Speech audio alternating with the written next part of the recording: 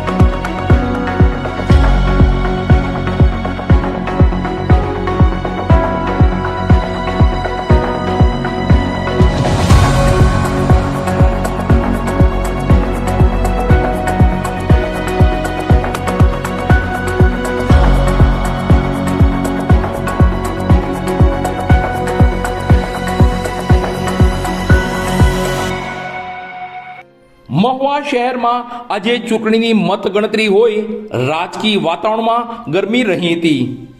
ક્યાંક પેલો ઉમેદવાર જીતે છે તો ક્યાંક મારો ઉમેદવાર જીતે છે તેવા દાવા અને ચર્ચાઓ રિઝલ્ટ આવ્યા સુધી થયા હતા. ત્યારે ભારતીય જનતા પાર્ટીનો ગઢ ગણાતા એવા મહુવા નગરમાં વોર્ડ નંબર 7માં 2 મહિલા ભારતીય જનતા પાર્ટીના ઉમેદવાર અગાઉ બિનહરીફ વિજેતા જાહેર થયા હતા. તો આજે ચૂંટણી પ્રક્રિયામાં મતગણતરી હોય ભારતીય જનતા પાર્ટીના 2 ઉમેદવારો વિજેતા જાહેર થયા હતા. ટૂંકમાં મહુવા નગરનો વોર્ડ નંબર 7 ભારતીય જનતા પાર્ટીનો ગઢ ગણાતો એ પરંપરાને જાળવી રાખી અહીં 4 ઉમેદવારોએ પોતાનું કમળ પક્ષને અર્પણ કર્યું હતું.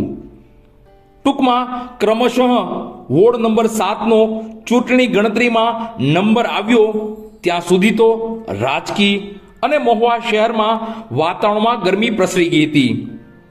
વોર્ડ નંબર 7માં વિજેતા ઉમેદવારોની વાત કરીએ તો ભારતીય જનતા પાર્ટીના 2 મહિલા ઉમેદવારો, જેમાં કુસુમબા રાજભા ગોહિલ અને નીલમબેન નિલેશભાઈ ગોહિલ ચૂંટણી પૂર્વે બિનહરીફ વિજેતા જાહેર થયા હતા. તો ભારતીય જનતા પાર્ટીના 2 ઉમેદવારો આજે મતગણતરી દરમિયાન, જેમાં કપિલભાઈ ભૂટાક અને સાહિલભાઈ વેગડ વિજેતા જાહેર થયા હતા.